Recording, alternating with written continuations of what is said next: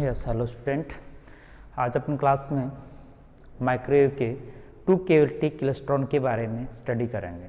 इससे previous class में भी अपन माइक्रोवेव कैविटीज़ के रूप में इंट्रोड्यूस किया था और उन माइक्रोवेव कैविटीज़ में एक है 2 कैविटी क्लेस्ट्रॉन।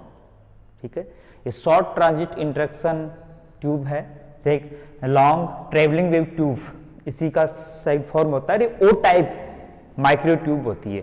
अपने माइक्रो ट्यूब को 2 टाइप में डिवाइड किया था, ओ टाइप ट्यूब और एम टाइप ट्यूब। ओ टाइप ट्यूब वो ट्यूब होती है जिसमें बीम फॉक्सिंग के लिए, मतलब ट्रेवलिंग इलेक्ट्रॉन बीम को जो स्प्रेडिंग को कंट्रोल करने के लिए जो बीम फॉक्सिंग के लिए मैग्नेटिक फील्ड अरेंज किया जाता है। और if applied magnetic field is linear to travelling electron beam are such type microtubes are known O-type tubes, and if magnetic field is cross to moving of traveling electron beam are known the M-type microtubes। तो यहां अपने पास klystron में जो magnetisation के द्वारा beam focusing arrangement किया जाता है वो मैग्नेटिक फील्ड की डायरेक्शन किधर होती है, इलेक्ट्रॉन बीम की ट्रेवलिंग के अलोंग होती है, इसलिए ये ओ टाइप ट्यूब कहलाती है। केवीटी क्लेस्ट्रॉन, जो केवीटी का मीनिंग होता है वैक्यूम ट्यूब होती है। जैसे पहले अपन वैक्यूम ट्यूब, 2 कंडक्टर प्लेटों के बीच की स्पेस को अपन वैक्यूम ट्यूब कहते हैं, वैक्यूम स्पेस कहते हैं। तो अपन वैक्यूम स्पेस के लिए किस टाइप का इन्वायरमेंट लिए, vacuum space no any external forces exist, ideally not create, but if low pressure is created in the free space medium is known as behave as a vacuum space। तो यहां पर अपन एक vacuum space, 2 प्लेटों के बीच में एक free space होगा, उसके अंदर ट्रेवलिंग इलेक्ट्रॉन बीम का एक्सटर्नल जो अपने पास एक मॉड्यूलेशन फंक्शंस को अपन साइनसोइडल फंक्शन या रेडियो फ्रीक्वेंसी सिग्नल्स के द्वारा इंटरेक्ट करवा के इलेक्ट्रॉन बीम में करंट और वेलोसिटी मॉड्यूलेशन प्रोड्यूस करेंगे, जिसके द्वारा उसमें बंचिंग होगी और बंच इलेक्ट्रॉन का किसी अनदर केविटी के द्वारा, जो सर्किट एनालाइनमेंट के द्वारा उन एम्पलीफाइड पावर सिग्नल्स को गेन कर लिया जाएगा। ये इसका ऑपरेटिंग प्रिंसिपल होगा। तो इसे प्रीवियस क्लास में मैंने ब्लॉक डायग्राम के अकॉर्डिंग मैंने इसको एक्सप्लेन किया था कि इसके जो मेन कंपोनेंट्स हैं वो कौन सा है। एक इलेक्ट्रॉन गन होनी चाहिए, इसमें 2 केविटी है, केविटी में 2 पैरेलल कंडक्टर प्लेटों का जिससे बीच में distance is very small, 2 parallel plates का कॉम्बिनेशन है, इसको अपन केविटी बोलेंगे। ठीक है, 2 केविटी होगी। इसमें फर्स्ट केविटी जो near to the electron gun होगी उसको अपन बंचर केविटी कहते हैं, उसमें मॉड्यूलेशन या बंचिंग प्रोसेस वहां से स्टार्ट होगी। दूसरा, दोनों केविटियों के बीच का जो स्पेस होगा उसको ड्रिफ्ट स्पेस कहेंगे, और ड्रिफ्ट स्पेस में बंचिंग कंप्लीट होने के बाद में एक आउटपुट केविटी होगी, दोनों प्लेटों के बीच में रिटार्डेड पोटेंशियल अप्लाई करके बंच्ड इलेक्ट्रॉन की पावर को गेन किया जाएगा, उसको अपन केचर केविटी कहते हैं। फिर अगर लॉसेज, जो एनर्जी लॉसेज इलेक्ट्रॉन, जो यूजलेसेस इलेक्ट्रॉन्स है, उनको अपन एक ग्राउंडेड कंडक्टर प्लेट, जो कलेक्टर प्लेट कहते हैं, उस कलेक्टर प्लेट पर ऑब्जर्व कर लिया जाएगा। ये इसके अंदर मेन कंपोनेंट्स होंगे। तो इलेक्ट्रॉन गन में क्या होता है, एक थर्मल कॉइल होती है। यहां पहले की अपने पास एक थर्मल इंडक्टर कॉइल है जिसको डीसी पावर सप्लाई से ऐड करके हीटिंग इफेक्ट से इलेक्ट्रॉन्स इमिट किया जाता है। थर्मल इलेक्ट्रॉन इमिट्स होते हैं but are no have the more energy for the propagation या linearly propagation. So to get the linear beam from emit electrons from this coil, इस electron से thermal electron emit तो हो जाता है, emission तो हो जाता है, लेकिन उसका highly linear uniformly moving travelling electron beam produce करने के लिए हाईली एक्सेलरेटेड करना पड़ता है। तो अपन क्या करते हैं, यहां पर एक हाई डीसी पोटेंशियल सेट करते हैं, एक प्लेट लेते हैं जिसमें एक स्लिट होता है, उस प्लेट को एक हाई डीसी पोटेंशियल से ऐड कर दिया जाता है।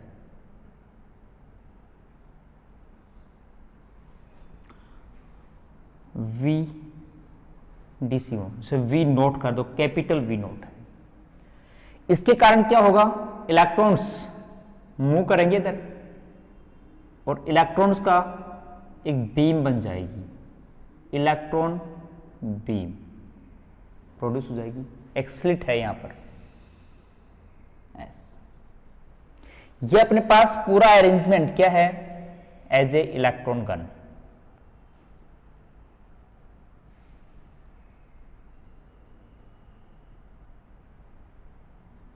ठीक है, जहां से अपने पास क्या इमिट हो रही है, इलेक्ट्रॉन बीम प्रोड्यूस कर रही है। ये सिस्टम अपना पूरा है इलेक्ट्रॉन गन। ठीक, इस इलेक्ट्रॉन गन से इमिटेड इलेक्ट्रॉन्स का जो after emission from this anode, यहां देखिए ये एनोड है, इस एनोड तक इलेक्ट्रॉन एसिलेटेड होंगे after emission from this slit S are uniformly moving in a linear form is the electron beam, but by mutual interaction this traveling electron beam is spread in the space। तो वो जो electron spreading होती है, to control this electron spreading a uniform magnetic field is applied along to this travelling electron beam. This process, this type of जो setup is known the beam focusing arrangement. वो यहाँ पर एक beam focusing arrangement setup है जो एक solenoid के term में, ये पूरा जो इंस्ट्रूमेंट है या सोलेनॉइड के अंदर रखा जाएगा और सोलेनॉइड के एक्सल के अलोंग एक स्टैटिक मैग्नेटिक फील्ड जनरेट किया जाता है। अब ये लीनियरली बीम फॉक्सिंग बीम है, उसको अपन एक केविटी के अंदर इंटर करवाएंगे। अब केविटी क्या होती है, देखिए, जिसका फॉर्म इस टाइप का मिलेगा आपको।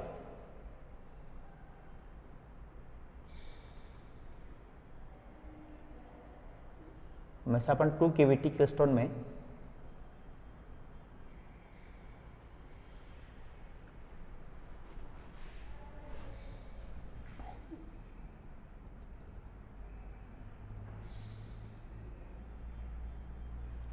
कैविटी है, यहां ये 2 प्लेट्स हैं बस, जहां स्लिट मान लें कि ये S, तो ये S1 और ये स्लिट S2, 2 प्लेट्स हैं। लेकिन इसके अंदर इन दोनों प्लेटों के बीच में क्या इंजेक्ट किया गया है, रेडियो फ्रीक्वेंसी सिग्नल इनपुट दिया गया है। दोनों प्लेटों के बीच में एक sinusoidally low small amplitude but high frequency sinusoidal alternative voltage applied किया गया है S1 और S2 के बीच में। 2 कंडक्टर प्लेट्स हैं जिसको अपन इनपुट कर सकते हैं कि इस केविटी के अंदर रेडियो फ्रीक्वेंसी सिग्नल्स का इनपुट दिया गया है। ठीक है, जो इलेक्ट्रॉनिक्स मेन सर्किट में होता है। देखो अपने पास में एक बार फिर रिवाइज कर देता हूं। यहां वैक्यूम प्लेट माइक्रोट्यूब यूज क्यों गई है कि माइक्रोवेव्स का प्रोड्यूसन चाहते हैं अपन, और सिंपली जो इलेक्ट्रॉनिक सर्किट होते हैं इसमें कैपेसिटेंस और इंडक्टेंस की जो वैल्यू है वो अपन को माइक्रो फ्रीक्वेंसी गेन करने के लिए वेरी स्मॉल वैल्यू, जो कि अपन प्रैक्टिकली गेन नहीं कर सकते, उसमें लीकेज प्रोसेस स्टार्ट हो जाती है। इसलिए अपन हाई फ्रीक्वेंसी की सिग्नल एलसी टैंक सर्किट से गेन नहीं कर सकते। अदरवाइज अपने पास रेडियो फ्रीक्वेंसी सिग्नल तक अपने पास, या अपन कहेंगे अपन हाई फ्रीक्वेंसी की सिग्नल्स हैं वो ऑसिलेटर से इंड्यूस करते हैं, और ऑसिलेटर में टैंक सर्किट इंपॉर्टेंट होता है। लेकिन टैंक सर्किट जो कैपेसिटेंस और इंडक्टेंस है उसकी वैल्यू गीगाहर्ट्ज की फ्रीक्वेंसी इंड्यूस करने के लिए जो सी की वैल्यू का जो लिमिटेशन है, वो एल की वैल्यू का जो लिमिटेशन है वो प्रैक्टिकली फॉर्मेशन इम्पॉसिबल होता है। दूसरा कि इसमें लीकेज प्रोसेस स्टार्ट हो जाती है। इसलिए माइक्रोवेव सिग्नल्स को प्रोड्यूस करने के लिए स्पेशली वो ट्रेडिशनल जो सोर्सेज है वो अपने पास यूज नहीं होते हैं, specially vacuum plate system arrangement use किया जाता है। इसको माइक्रो ट्यूब कहते हैं, और ये माइक्रो ट्यूब के अंदर दो प्लेट हैं, इन दोनों प्लेट पर रेडियो फ्रीक्वेंसी की सिग्नल जो स्मॉल एम्पलीट्यूड के होंगे, क्योंकि हाई फ्रीक्वेंसी के जो एलसी टैंक सर्किट के अंदर जो इंड्यूस सिग्नल्स होते हैं वो लो वोल्टेज के होते हैं, तो वो लो वोल्टेज के रेडियो फ्रीक्वेंसी सिग्नल इन दोनों प्लेटों के बीच में अप्लाइड कर दिया। ठीक है, इलेक्ट्रॉन बीम इस यहां से इन दोनों प्लेट में से इमिट होगी, मतलब इस गैप में से इमिट होगी, पास होगी, S1 में इंटर करेगी, S2 से लीव कर देगी। ठीक है, मान लें कि एट टाइम t बराबर 0 पर focusing travelling electron beam is inter in the input first cavity, इसको अपन नाम दे दें बंचर।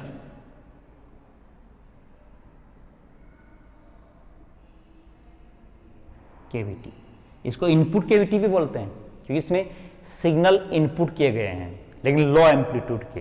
ठीक है, जिसको अपन यहां देखो रेडियो फ्रीक्वेंसी सिग्नल का इनपुट है, कई बार अपने पास यहां ऐसा न करके, ये तो अपन मैं दिखा रहा हूं रेडियो फ्रीक्वेंसी सिग्नल इनपुट दिया गया, लेकिन इनपुट देने का मतलब एक साइनसोडियल सोर्स होता है।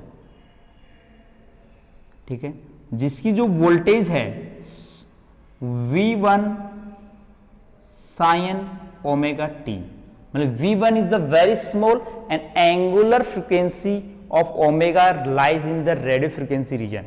तो अपन एक हाई लो फ्रीक्वेंसी के सिग्नल्स का इन दोनों प्लेट्स पर अल्टरनेटिव पोटेंशियल अप्लाई किया जाता है। फिर इन दोनों प्लेटों से पास आउट लीव करने के बाद S2 से इमिट होने के बाद में इलेक्ट्रॉन बीम में बंचिंग या मॉड्यूलेशन स्टार्ट हो जाता है। उसका कारण अपन बताएंगे यहां क्यों होता है, interaction by the radio frequency signal.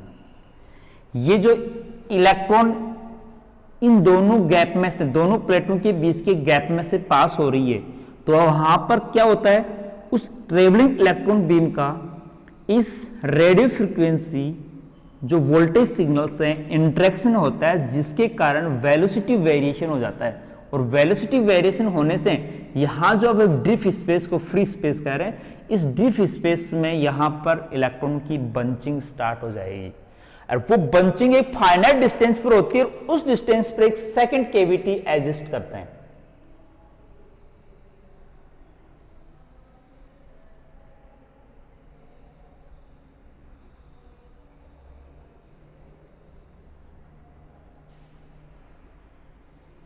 ठीक है, जहां पर अपने पास तो रिटार्डेड रोटेशन लगाना पड़ेगा, लेकिन मैं कह रहा हूं कि आउटपुट यहां पर रेडियो फ्रीक्वेंसी सिग्नल एम्पलीफायर होके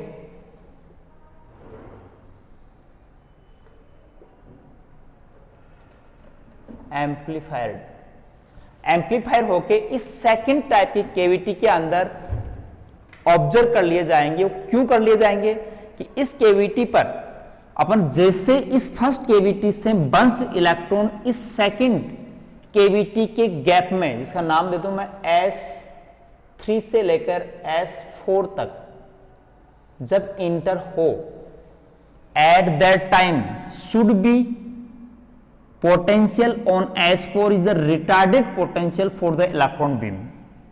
इलेक्ट्रॉन के लिए रिटार्डेड पोटेंशियल नेगेटिव पोटेंशियल होता है, मतलब नेगेटिव से रिपल्स होगा। तो क्या होगा, यहां से एसिलेटेड इलेक्ट्रॉन बीम को रिटार्ड करके डीएसिलेशन करके इसकी एनर्जी को गेन कर लिया जाएगा। तो वो एनर्जी यहां एक्शन सर्किट में कोई इंडक्टर एलसी सर्किट ट्यून्ड होता है, उस सर्किट के द्वारा यहां रेडियो फ्रीक्वेंसी सिग्नल को एम्पलीफाइड, क्योंकि बंच हो गया यहां पर, तो वो अपने पास ये इलेक्ट्रॉन बीम बंच, यहां देखो स्पेस के अंदर पहले स्टार्ट होगा 2 3, मतलब यहां फिर हाई डेंसिटी का इलेक्ट्रॉन बीम बंचिंग यहां पर प्राप्त ऑब्जर्व होगी, और वो बंच जो इलेक्ट्रॉन्स है वो जैसे यहां पर इस कैविटी S3 पर इंटर होंगे, at distance between two cavities is such adjust for optimum length to get the properly bunching. यहां तक यहाँ की स्पेस को इस टाइप से एडजस्ट करते हैं कि यहां से मॉड्यूलेशन वेरिएशन होने से जो बंचिंग होती है वो S3 पर इंटर होते हो जानी चाहिए, और वो बंच्ड इलेक्ट्रॉन को रिटार्डेड पोटेंशियल अप्लाई करके एक्सटर्नल सर्किट से रेडियो फ्रीक्वेंसी सिग्नल ऑब्जर्व कर लिया जाता है। बाद में अनयूजेबल जो इलेक्ट्रॉन्स जो लेस काइनेटिक एनर्जी को लेस लॉस कर देते हैं, किसमें, इस सेकंड केविटी में, बाद में इन रिमेनिंग इलेक्ट्रॉन को, यूजलेस इलेक्ट्रॉन को एक कंडक्टर प्लेट, चाहे अपन इसको ग्राउंडेड कर दें, एक्शन सर्किट में अपने पास यहां जैसे इलेक्ट्रॉनों को ऑब्जर्व करने के लिए पोटेंशियल वोल्टेज जो नेगेटिव वोल्टेज है वो अपन इस बैटरी के किस टर्मिनल से ऐड करें कि अपने पास ग्राउंडेड वापस एनर्जी का सर्कुलेशन हो जाए। तो अपने यहां मैं इस सेकंड टर्मिनल को ग्राउंडेड G कर दिया, तो मतलब यहां इलेक्ट्रॉन्स ऑब्जर्व हो जाएंगे, मतलब एक कलेक्टर प्लेट है।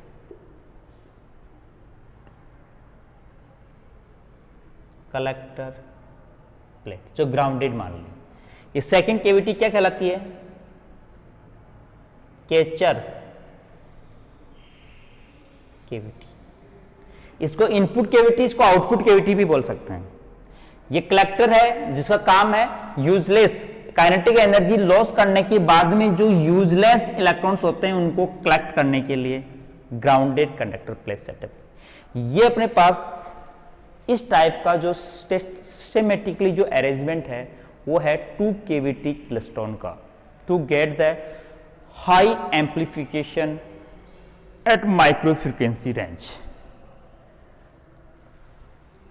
या डीप स्पेस के बारे में पूछे तो फर्स्ट केविटी और सेकंड केविटी के बीच का जो स्पेस होता है इसको अपन ड्रिप स्पेस बोलते हैं।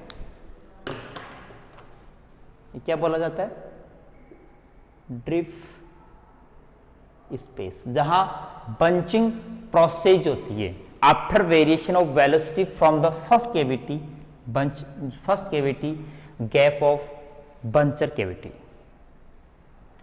ठीक है, डायग्राम सिस्टमेटिक लिख दिया, लेबल्ड कर दिया। अब मैं इसकी प्रोसेस वर्किंग, पहले अपन सब्जेक्टिवली हर चीज को पहले अलग अलग बंचर केविटी, कैचर केविटी का क्या वर्क होता है, कलेक्टर क्या केविटी होता है, इलेक्ट्रॉन गन का क्या वर्क होता है, वो सेपरेटली अपन कर लिया, इस टाइप का सिस्टम स्कीमेटिकली अरेंज कर दिया। तो अब इसकी लिखते हैं वर्किंग कि कैसे वर्क करेगा।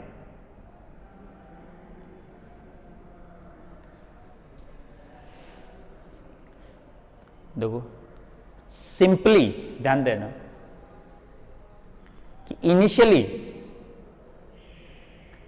The electron gun system is on and radio frequency small voltage signals are applied on the buncher cavity, ठीक है, and phase shifting of the catcher cavity voltage retarded voltage set as such a the at time bunching gain from first cavity at gap of second cavity retarded potential is applied between the plates for the electron beam. So by the deceleration the kinetic energy of bunch electron is gained by action circuit as a high power radio frequency signals, and after loss of kinetic energy on useless electrons are collected by the collector plate। मतलब इस catcher cavity की voltage का phase shift इस type से set किया जाता है कि फर्स्ट केविटी में इलेक्ट्रॉनों की वेलोसिटी वेरिएशन से जो बंचिंग प्रोसेस जितने टाइम के बाद में होती है उतना ही इस लेंथ को या बीच में जो गैप है ड्रिप स्पेस को सेट करते हैं, और उतने टाइम के बाद में इस सेकंड केविटी के गैप्स पर रिटार्डेड पोटेंशियल इंड्यूस हो जाना चाहिए ताकि एसिलेटेड बंच इलेक्ट्रॉन को डीएसिलेटेड करके इसकी काइनेटिक एनर्जी को गेन करके हाई पावर के रेडियो फ्रीक्वेंसी सिग्नल्स इंड्यूस कर लिए जाते हैं। बाद में एनर्जी लॉस होने पर जो स्लो इलेक्ट्रॉन्स है जो अनयूजलेस हो जाते हैं उनको कलेक्टर प्लेट पर कलेक्ट कर लिया जाता है।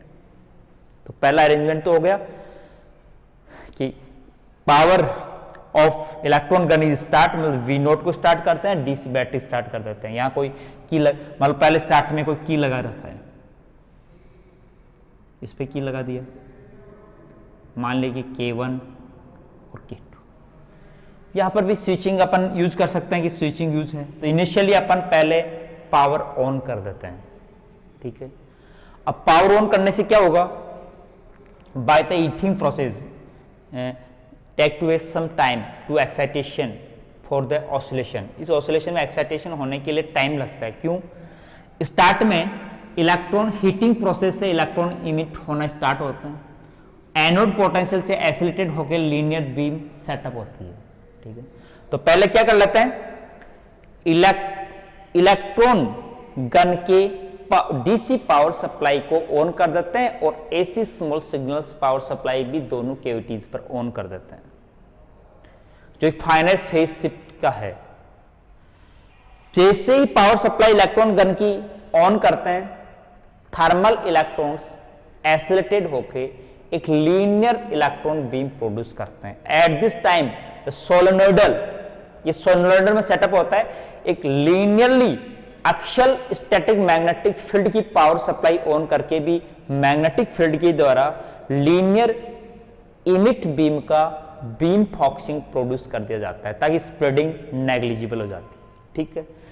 अब ये acylated after emission from the electron gun uniformly moving electron beam. Electron gun से इमिट होने के बाद में इलेक्ट्रॉन की वेलोसिटी यूनिफॉर्म हो जाती है, ठीक है। पहले तो एसिलेशन होता है एनोड से, लेकिन फिर यूनिफॉर्म वेलोसिटी से इलेक्ट्रॉन बीम विथ फॉक्सिंग एक्सियली क्या होती है, प्रोपोगेट होती है। तो फाइनाइट टाइम के ऊपर S1 में क्या होती है, इंटर होती है। एट टाइम T0 पर मान लिया, एट टाइम T1 पर इसको लीव कर देती है। T0 से T1 तक इलेक्ट्रॉन फर्स्ट बंचर केविटी के क्या होती है, फर्स्ट बंचर केविटी के गैप में इंटरेक्ट होते हैं।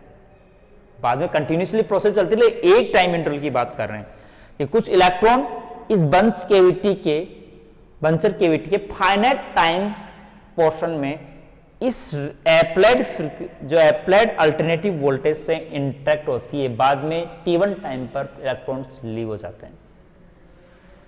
T1 के बाद लीव्स इलेक्ट्रॉन्स इस डीप स्पेस में मूव होते हैं और जो वेलोसिटी वेरिएशन से मॉड्यूलेशन स्टार्ट हो जाता है। क्या हो गया, electron beam first buncher cavity में इंटर होते हैं, इंटर होने से वेलोसिटी वेरिएशन हो जाता है। अब वेलोसिटी वेरिएशन क्यों होता है, देखो यहां से इलेक्ट्रॉन यूनिफॉर्मली आ रहे हैं। पहले इलेक्ट्रॉन आया, वो मान लें कि यहां पर इस प्लेट S2 पर पॉजिटिव पोटेंशियल पर आ गया, तो जो पॉजिटिव पोटेंशियल पर आ गया तो इलेक्ट्रॉन को वो अट्रैक्ट करेगा, तो उसकी स्पीड को क्या कर देगा, इंक्रीज कर देगा। लेकिन यहां नेगेटिव आ गया, तो सेकंड प्लेट पर क्या गया, नेगेटिव, मतलब यहां पॉजिटिव पोटेंशियल पर मानेंगे और यहां क्या गया, नेगेटिव आ गया। तो नेगेटिव इलेक्ट्रॉन को रिपल्स करेगा तो इसकी वेलोसिटी को स्लो कर देगा। तो मतलब these electrons are passing through the gap in half positive circle of applied radio frequency signal between the buncher cavity। मतलब वो इलेक्ट्रॉन जो बंचर केविटी के नेगेटिव सर्किल में, half cycle of negative portion, मतलब एक कंप्लीट वेव का half negative portion होता है, पॉजिटिव पोर्शन होता है। तो पहले यदि नेगेटिव पोर्शन पर आ गया तो क्या होगा, तो यहां नेगेटिव तो यहां पॉजिटिव, तो एसिलेटेड होगा, तो उनकी वेलोसिटी इंक्रीज हो जाएगी। और जो पॉजिटिव पोर्शन पर इंटर होंगे, इंजेक्ट होंगे, उनकी वेलोसिटी क्या हो जाएगी, स्लो हो जाएगी। और जो फाइनाइट टाइम इंटरवल के 0 वोल्टेज पर इस गैप से पास होंगे, उनकी वेलोसिटी में कोई चेंज नहीं होगा, कोई वेरिएशन नहीं होगा। तो मतलब स्लो वेलोसिटी, हाई वेलोसिटी और यूनिफॉर्म वेलोसिटी, 3 टाइप के इलेक्ट्रॉन्स प्रोसेस यहां से इमिट होती है। लेकिन स्टार्टिंग कहां से करें कि सबसे पहले इलेक्ट्रॉन स्लो करने वाले पोटेंशियल से इमिट होने वाला इलेक्ट्रॉन, बाद में यूनिफॉर्मली इमिट होने वाला इलेक्ट्रॉन, और थर्ड टाइम में लास्ट में एसिलेटेड मतलब हाई ग्रेटर वेलोसिटी से इमिट होने वाला इलेक्ट्रॉन, तीनों इलेक्ट्रॉन कहीं ना कहीं क्या हो जाएंगे, जिसका बंच सेंटर यूनिफॉर्म वेलोसिटी होगा।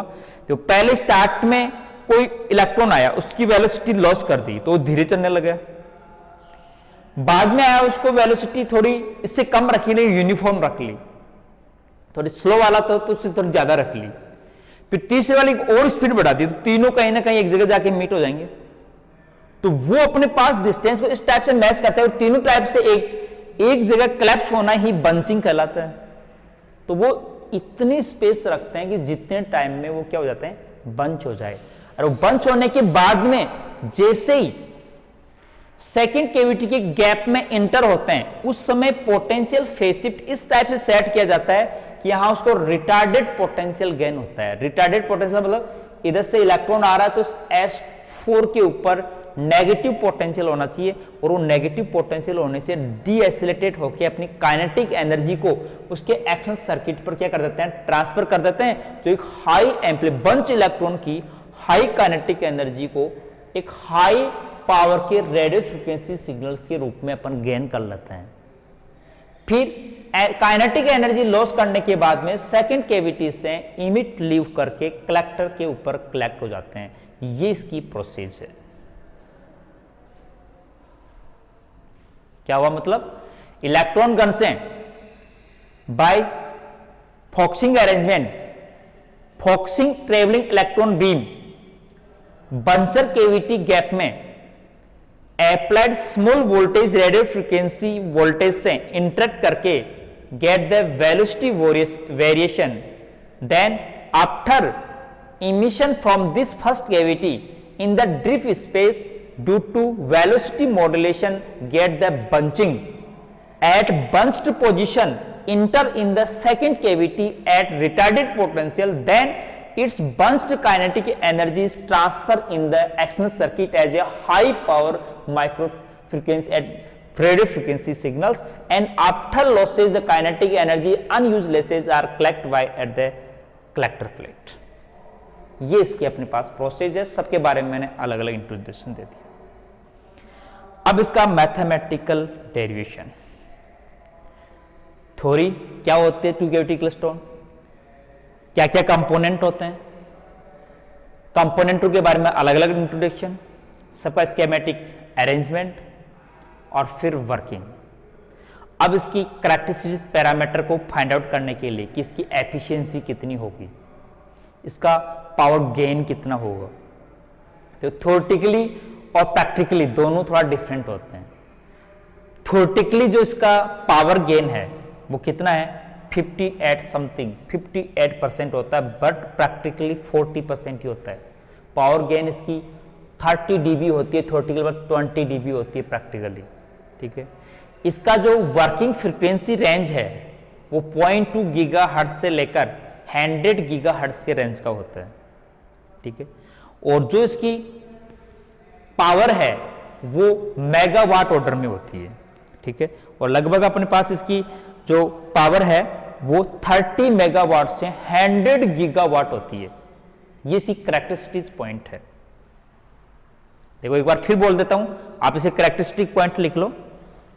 Efficiency of two cavity klystron is theoretically 58 but practically 40%.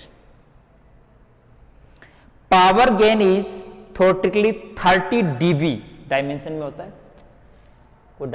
30 dB, तो ये मतलब डायमेंशन लेस में, but practically is less to 30 dB, approx 20 dB. Output power is approx 30 megawatt, 30 megawatt to milliwatt to 30 milliwatt to 100 gigawatt. तो ये megawatt में है, वो वहां पर लिखा है। इसकी जो आउटपुट पावर है वो 30 capital megawatt to 100 gigawatt.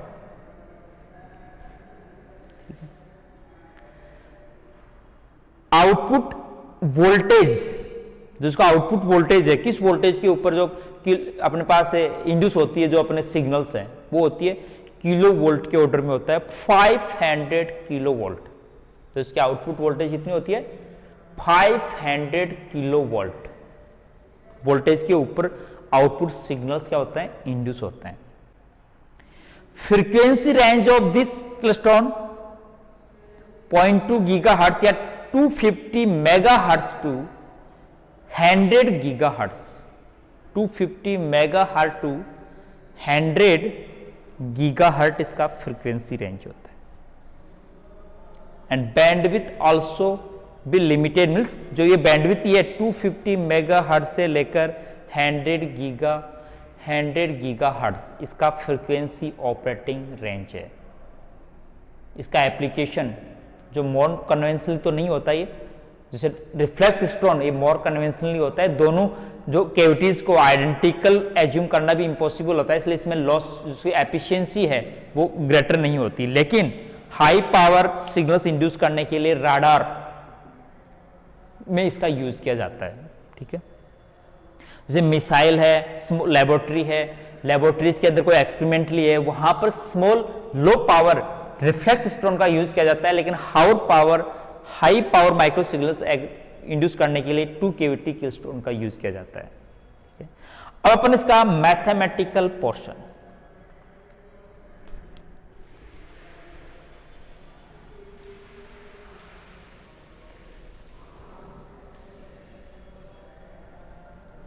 Mathematical portion में इसके एफिशिएंसी का डेरिवेशन करना चाहते हैं, दक्षता।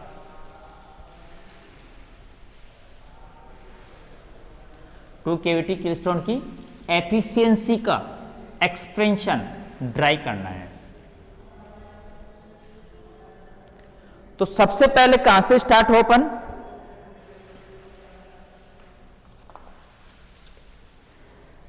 कि वेलोसिटी मॉड्यूलेशन। तो वेलोसिटी मॉड्यूलेशन का मैथमेटिकल, वेलोसिटी मॉड्यूलेशन को अपन फिजिकली क्या समझें? Velocity modulation. तो वेलोसिटी मॉड्यूलेशन का मतलब है कि अपनी जो बंचर कैविटी है उसमें से 3 टाइप के different velocity electron sequentially emit होते हैं। मतलब स्लोअर इलेक्ट्रॉन, ये slower electron, these are interact with applied radio frequency signals in negative portion voltage। Negative portion voltage के ऊपर जो इलेक्ट्रॉन इंटरेक्ट होते हैं उनकी वेलोसिटी स्लो हो जाती है, जो पहले से थी वो कम हो जाती है। उसके बाद में यूनिफॉर्म इलेक्ट्रॉन, पहले से जिस वेलोसिटी से बंचर कैविटी में एंटर हुए थे उसी वेलोसिटी से इमिट हो जाते हैं, लीव कर देते हैं इलेक्ट्रॉन को, जो जीरो एप्लाइड वोल्टेज की जीरो लेवल से पास होते हैं। जब सीक्वेंसली इसके बाद में फास्टर इलेक्ट्रॉन इमिट हो, मतलब अपने पास 3 टाइप के इलेक्ट्रॉन्स इमिट होंगे एक कंटिन्यूस सीक्वेंसली प्रोसेस में, जिसको मैं एक इंटरेक्टिव पोटेंशियल वेव क्रस्ट पर इंटरेक्शन को अपन समझाना चाहें। जैसे ये अप्लाइड वोल्टेज का पोर्शन है, ठीक है। तो यहां अपन 3 वोल्टेज फॉर्म ले लेते हैं,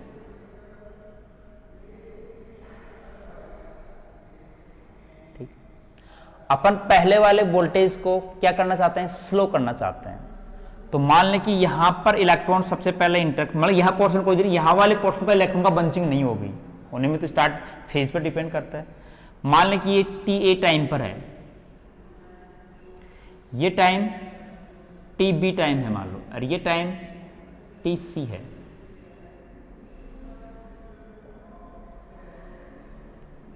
तीन टाइम इंटरवल लेते हैं जिनके बीच में गैप सेम है। इस पोर्शन में कोई इलेक्ट्रॉन आके यहां इंजेक्ट करे, तो नेगेटिव हाफ पोर्शन पर कोई इलेक्ट्रॉन जो यहां इस पूरे पोर्शन तक, इस पूरे पोर्शन तक, इस पूरे पोर्शन तक पॉजिटिव हाफ सर्किल आएगा। तो negative half circle polar circle का सेंटर अपन एवरेज जो मैक्सिमम पोजीशन से स्टार्ट कर लें कि यहां इंटरेक्ट होने वाला इलेक्ट्रॉन पर मान लें कि ऐसे फ्री स्पेस में इस टाइप से मूव हो रहा हो, मतलब लेंथ के साथ ग्राफ प्लॉट कर लेते हैं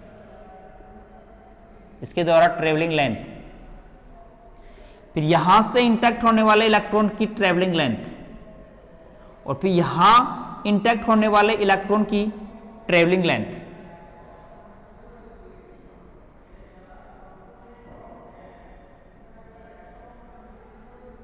तीन टाइप के इलेक्ट्रॉन आ गए। चाहे अपन यहां पोजीशन का मतलब यहां का मतलब एक वोल्टेज डिफरेंस में होता है। मैं यहां को 0T से नोट कर लें ताकि अपना स्पेस उधर लिख दिया मैंने, मैं इसको रब कर देता हूं। तीन टाइप के इलेक्ट्रॉन्स हैं जिनका अपन नोटेशन नोट करना चाहते हैं। ये वेलोसिटी मॉड्यूलेशन को मैं एक्सप्लेन कर रहा हूं आपको कि यहां का इलेक्ट्रॉन मान लें कि एक डिस्टेंस ये नोट कर ली, यहां वाला इलेक्ट्रॉन भी डिस्टेंस को नोट कर ली और यहां वाला इलेक्ट्रॉन भी कोई डिस्टेंस नोट कर ली, तो ये तीनों इलेक्ट्रॉन कहीं ना कहीं बंच होंगे।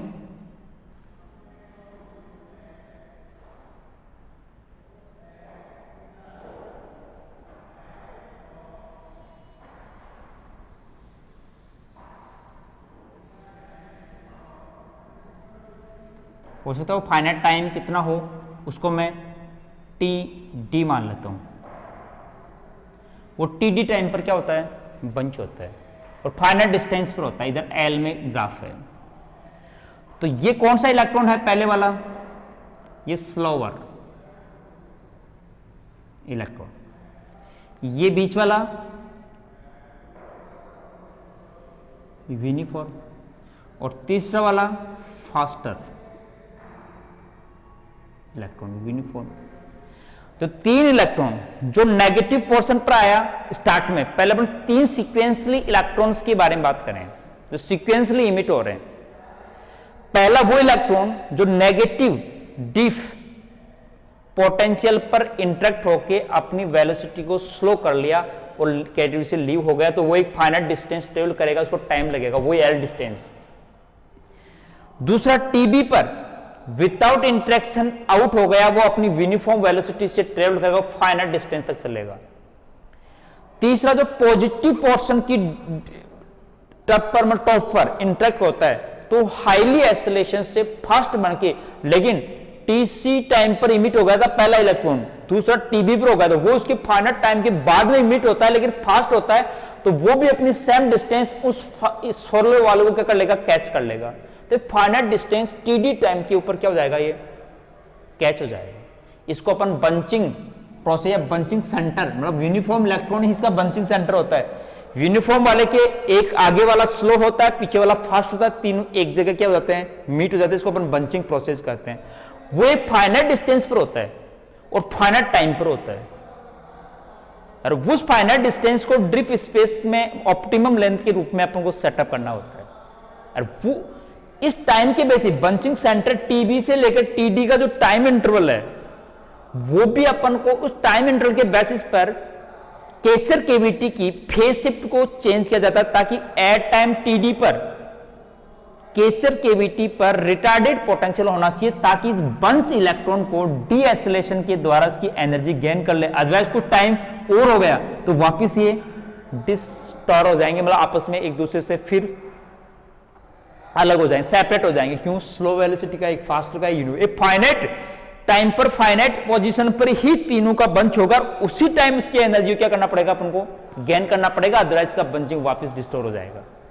तो इस टाइप की सेटिंग करते हैं अपन। तो इस टाइप की प्रोसेस को कि slower faster uniform velocities in the drift space are travelling by at same distance in different time interval are get meet each other, this process is known the velocity modulation। Velocity modulation हो गया, इसका time space graph अपने note कर दिया। ठीक है, इस process के बेसिस पर अपन मैथमेटिकली फॉर्मूला ड्राइव करेंगे, ध्यान रखना। TA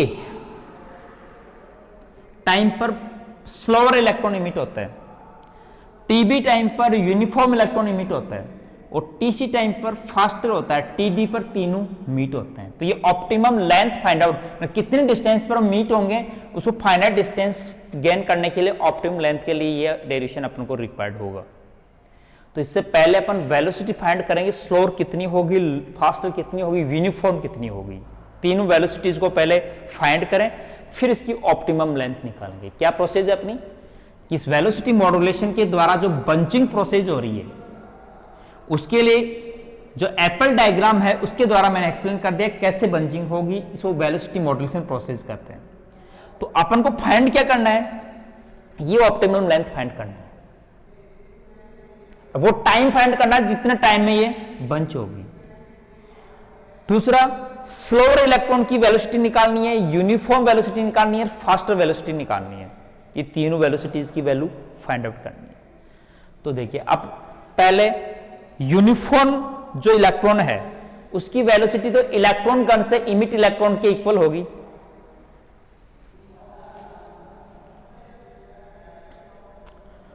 पहले यूनिफॉर्म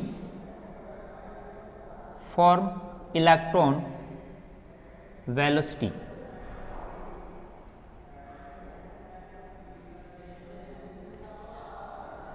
इलेक्ट्रॉन गन से emit half m v square equal to E V naught.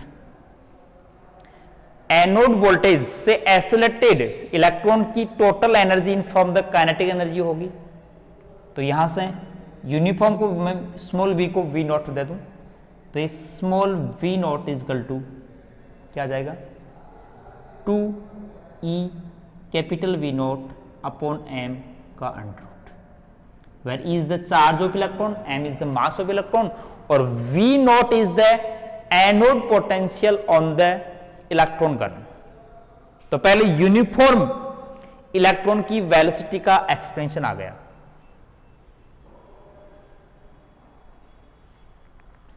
ठीक है, तो अब अपन फास्टर और स्लोअर इलेक्ट्रॉन की वेलोसिटी का एक्सप्रेशन ड्राइव करें।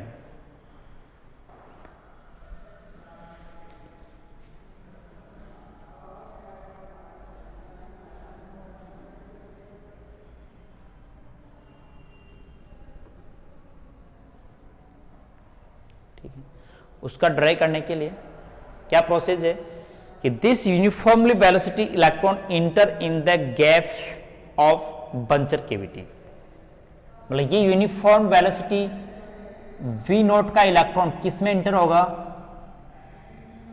बंचर कैविटी के गैप में इंटर होगा और फिर इमिट करेगा। मान लीजिए एट टाइम t0 पर और t1 पर वो लीव कर लेगा। इन दोनों के बीच की distance gap between the plate is the d, let कर लिया। बंचर कैविटी के प्लेटों के बीच में गैप कितना कर लिया, d। तो अप्रोच का ट्रांजिट टाइम मतलब इंटरेक्शन टाइम अप्रोच कितना होगा, d अपॉन वी नोट, मतलब वी नोट स्पीड से d गैप में इंटरेक्ट होता है। हालांकि वेलोसिटी वेरी हो जाएगी लेकिन उस शॉर्ट टाइम इंटरवल में अप्रोक्स सेम मान लें। तो d इसकी डिस्टेंस है और v नोट से इंटर कर रहा है, तो ट्रांजिट टाइम कितना हो गया, टोक नोट करते हैं d upon v note.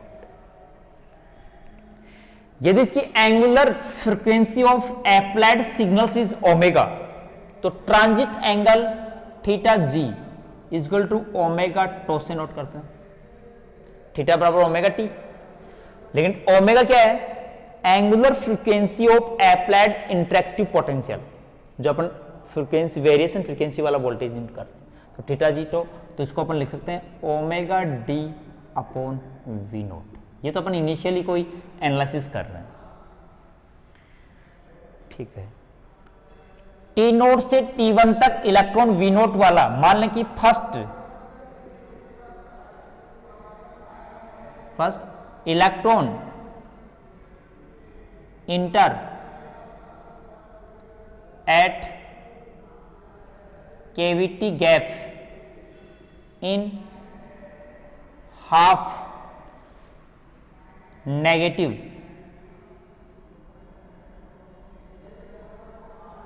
Half negative cycle of voltage. मान लो वो नेगेटिव हाफ सर्किल में इंटरेक्ट होता है, तो नेगेटिव हाफ इंटरवल में इंटर होता है, तो उसकी एवरेज नेगेटिव जो वोल्टेज है वो फाइनाइट टाइम से फाइनाइट टाइम का बीच में होता है। तो अपन को नेगेटिव हाफ सर्किल का एवरेज पोटेंशियल फाइंड आउट करना है, किसका, जो एप्लाइड सिग्नल है उसका। तो एप्लाइड सिग्नल का जो वोल्टेज है वो अपन क्या माने, V, applied voltage is, let is V, is V1 sin omega t, where V1 is small, कोई स्मॉल वोल्टेज फ्रीक्वेंसी सिग्नल है। तो इस वोल्टेज से ये फाइनाइट टाइम t नोड से t1 तक इंटरेक्ट होता है। अब वो नेगेटिव है, पॉजिटिव पोर्शन में डिफरेंट टाइप में अपन प्लस या माइनस का साइन चेंज कर लेंगे, लेकिन दोनों के लिए अपन पहले एवरेज निकाल लें। पहले मैं क्या कर रहा हूं, नेगेटिव पॉजिटिव नहीं कर रहा हूं कि ये वोल्टेज इस केविटी गैप पर क्या है, अप्लाइड है, और वी नोट वेलोसिटी का इलेक्ट्रॉन इसमें इंटर हो रहा है, और वो टाइम टी नोट से T1 तक इंटरेक्ट हो रहा है। तो average applied voltage on the electron beam, average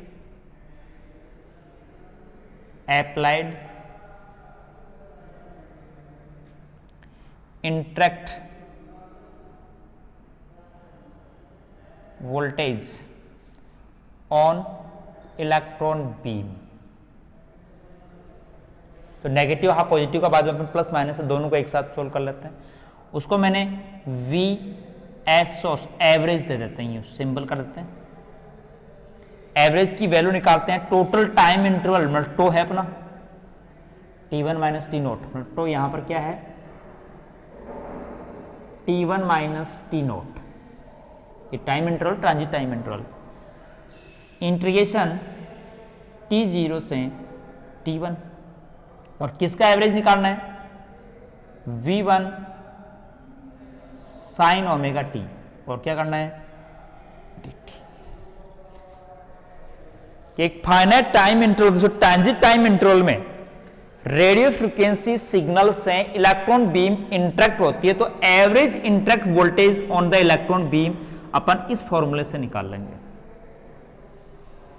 V1 small quantity है और साइन ओमेगा टी है, सिंपल सा इंटीग्रेशन है।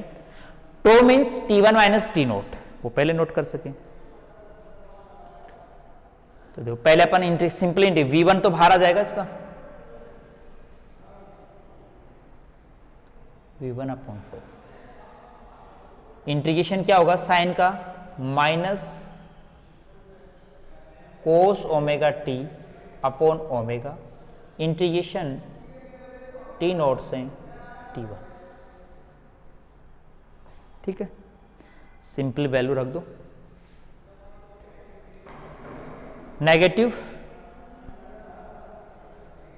अंदर लिमिट में एडजस्ट कर लेंगे, पहले एक बार बाहर ले लें, V1 tau omega cos omega T1 minus cos omega T naught. ठीक, नेगेटिव को एडजस्ट कर लेते हैं, V1 tau omega cos omega T naught cos omega T1। T1 की जगह टी नोट के फॉर्म में अपने इस फॉर्मूले को लिख सकते हैं, T1 की जगह T note plus to, T1 की जगह लें टी नोट प्लस टो,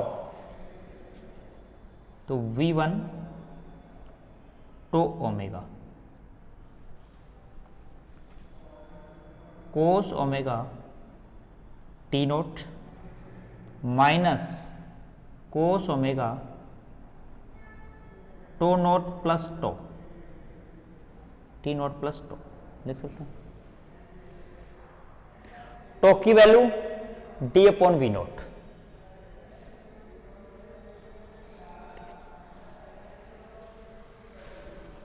तो अपने पास यहां पर देखिए, इसको अपन एक कोस सी माइनस कोस डी के फॉर्मूले से और थोड़ा सा अपन सोल्व कर सकते हैं।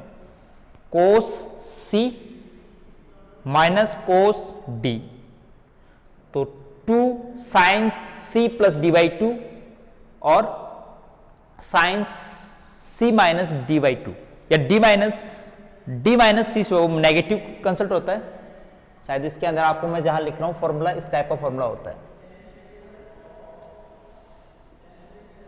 कोस सी कोस डी, तो 2 sine c plus d by 2 और sine D minus c by 2, वो नेगेटिव यहां कंसल्ट हो जाता है।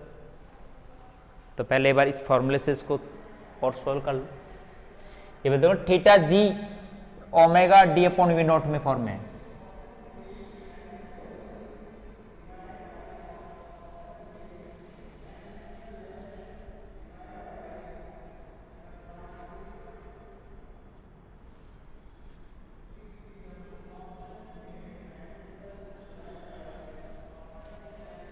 ये अपने पास एवरेज पोटेंशियल और interactive electron in transit time interval, जितने टाइम तक वो उस कैविटी के गैप में इलेक्ट्रॉन रहते हैं तो उस पर एवरेज पोटेंशियल कितना अप्लाइड करता है वो इंटरेक्टिव वोल्टेज, उसका फॉर्मूला निकालना है। तो cos c minus cos d वाला फॉर्मूला लगा के इसको एक्सपेंड कर रहा हूं। वी एस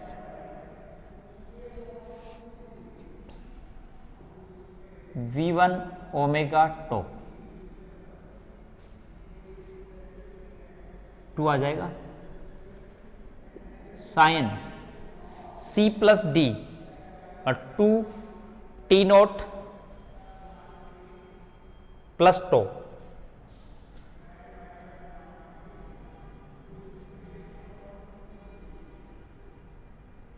ठीक है।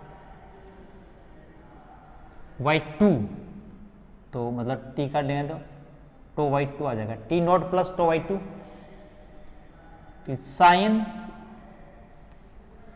डी माइनस सी करना तो टी नोट कैंसिल हो जाएगा, कोस साइन टो हो जाएगा।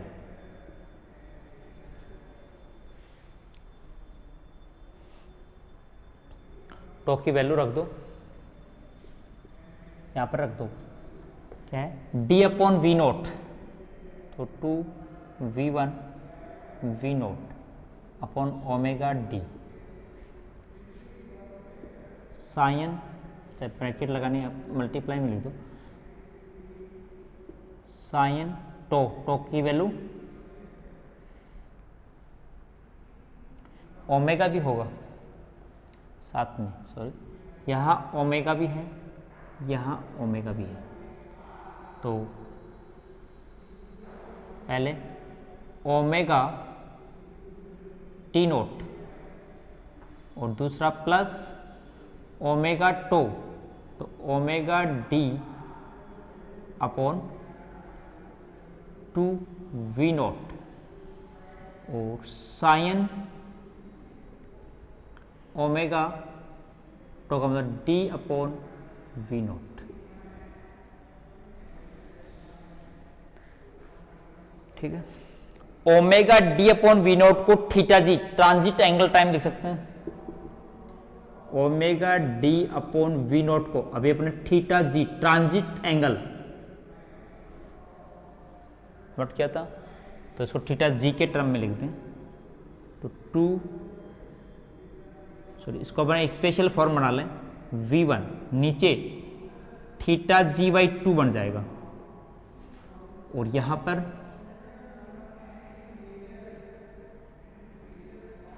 साइन सी माइनस डी, तो यहां पर भी सी बाई 2 में है,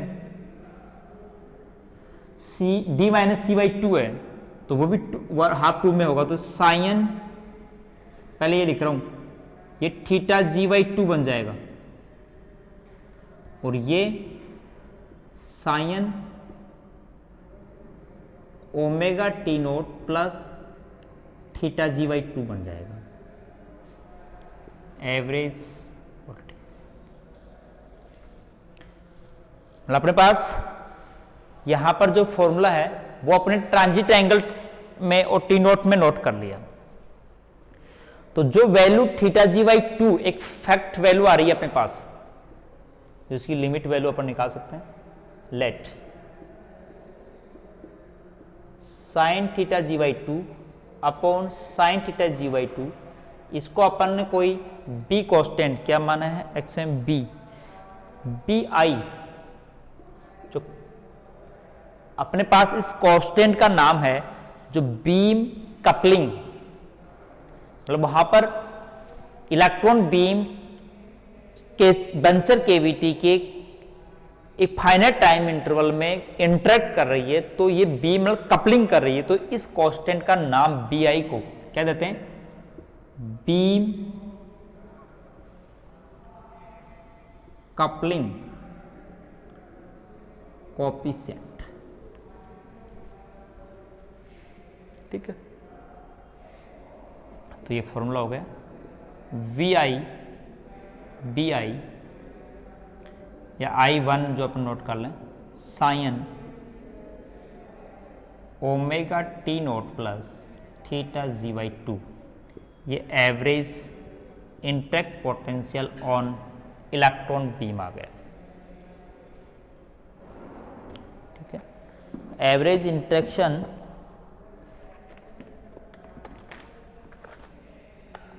तो अपने पास देखिए यहां पर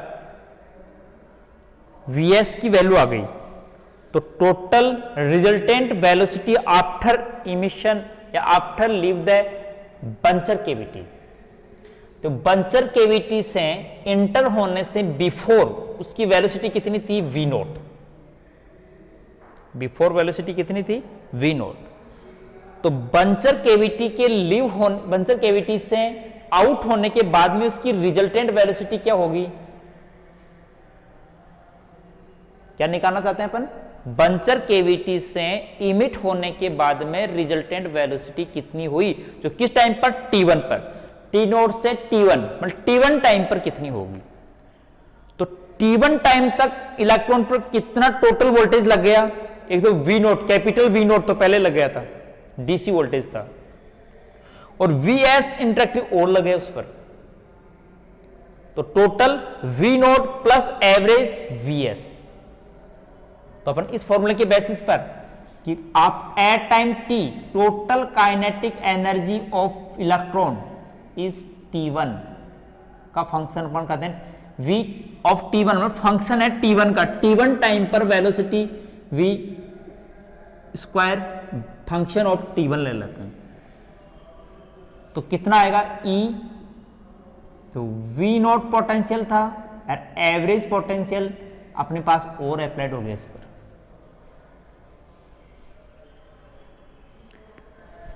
ठीक है, तो इससे वैल्यू एट टाइम T1 पर निकाल सकते हैं अपन, फाइंड करें,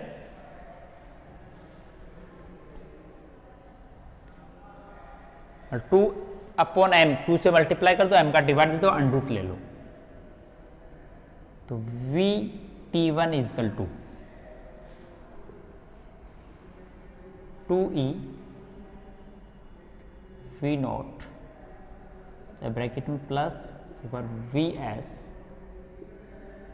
अपॉन एम का अंडर रूट। Vs की वैल्यू ये है अपने पास, सब्स्टिट्यूट करें,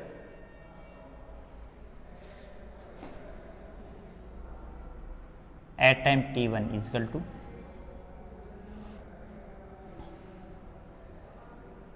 अंडर रूट 2e, मैं v नोट कॉमन ले लेता हूँ, m कॉमन ले लेता हूँ, तो ब्रैकेट में 1 प्लस v1 bi और v नोट कॉमन ले लिया अपने, sine t naught plus theta ji by 2।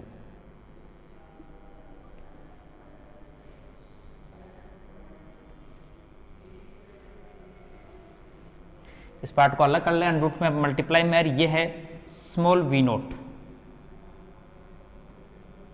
Before acceleration, जो अपने पास वेलोसिटी थी, और ये बच गया 1 plus V1 VI V note small omega T note theta G/2 की पावर